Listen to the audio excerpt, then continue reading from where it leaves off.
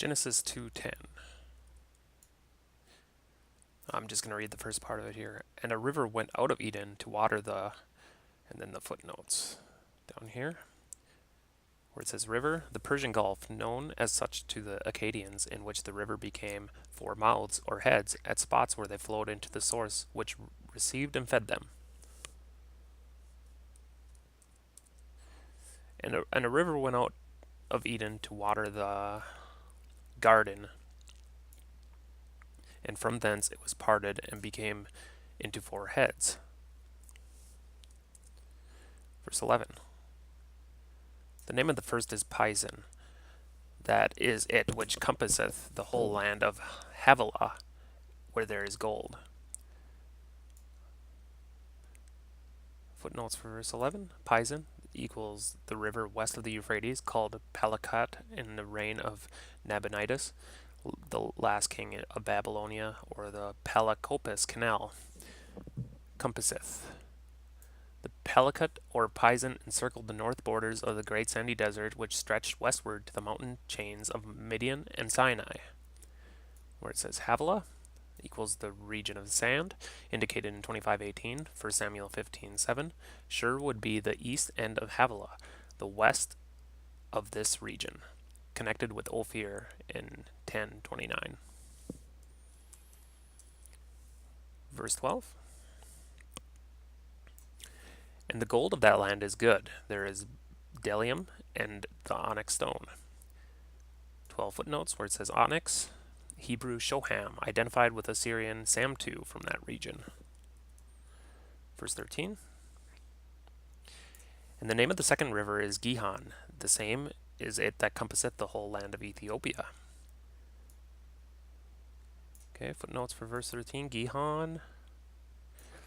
The river east of the Tigris, the modern Kurka and ancient Coaspes, rising in the mountains of the Kassi. The Kass has been confused with the Hebrew Cush. It is not the African Cush or Ethiopia, but the Akkadian Kass. Verse 14. And the name of the third river is Hiddekel, and that is it which goeth toward the east of Assyria. And the fourth river is Euphrates.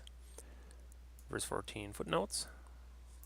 Hiddekel, Akkadian for the Tigris, which was Idikla or Idiklat, the encircling. Assyria, Hebrew, Asher. This is not Assyria, but the city of Asher, the primitive capital of Assyria, which lay east and west of the Tigris. Where it says Euphrates, Hebrew, Ferath, the Greek Euphrates comes from the Old Persian Euphratu, and this from Perat or Peratu equal the river. Sometimes Peranun, the great river. Verse 15. And the Lord God took the man and put him into the Garden of Eden to dress it and to keep it. The man, Hebrew, Eth Ha-Adam, the same man, Adam. See Appendix 14:1. And where it says keep safe, preserve. Same Hebrew as 324, 17:9, 10, and 18:19.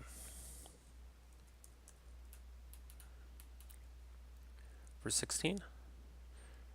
And the Lord God commanded the man, saying, of every tree of garden thou mayest freely eat.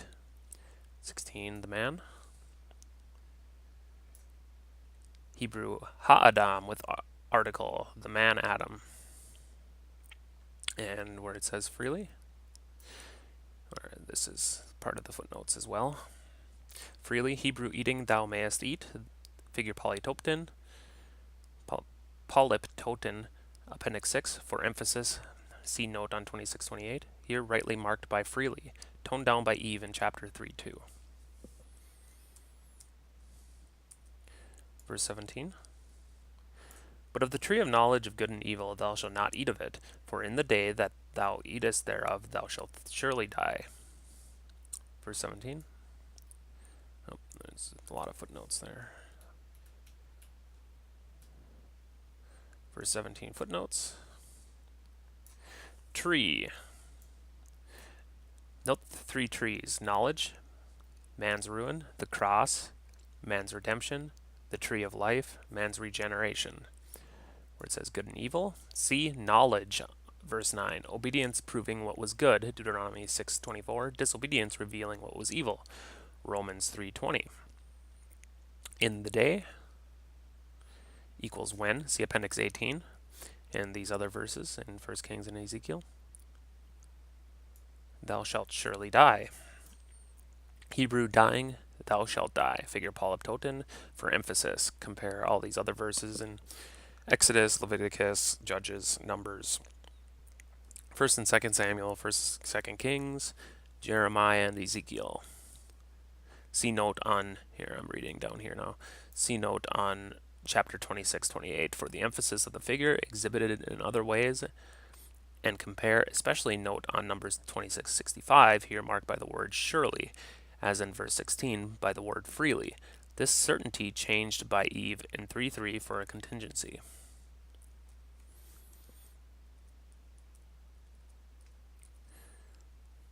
Verse 18.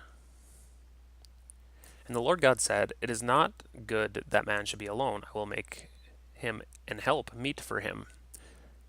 Verse 18, where it says meet as his counterpart. Verse 19. And out of the ground the Lord God formed every beast of the field and every fowl of the air, and brought them unto Adam to see what he would call them. And whatsoever Adam called every living creature, that was the name thereof.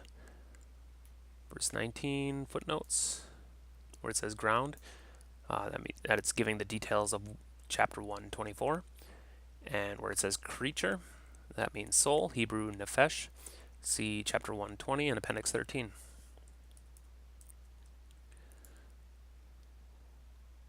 Verse 20. And Adam gave names to all cattle, and to the fowl of the air, and to every beast of the field. But for Adam there was not found an help meet for him. There's no footnotes there, so we'll go to verse 21. And the Lord God caused a deep sleep to fall upon Adam, and he slept. And he took one of his ribs and closed up the flesh instead thereof. There's no footnotes there either. Verse 22. And the rib which the Lord God had taken from man made he a woman, and he brought her unto the man. Verse 22, footnote on woman, Hebrew isha, feminine of ish. Appendix 14 means female. And Adam said, This is now bone of my bones, and flesh of my flesh. She shall be called woman, because she was taken out of man. Verse 23, Hebrew man, where it says man, Hebrew ish, appendix 14:2. Verse 24, Therefore shall a man leave his father and his mother, and shall cleave unto his wife, and they shall be one flesh. 24, where it says therefore, etc., quoted Matthew 19:5, etc., 1 Corinthians 6:16, Ephesians 5:31. Verse 25. And they were both naked, the man and his wife, and were not ashamed. And then the footnotes, where it says naked, Hebrew arum, a homonym, the same spelling as word rendered subtle in 3:1.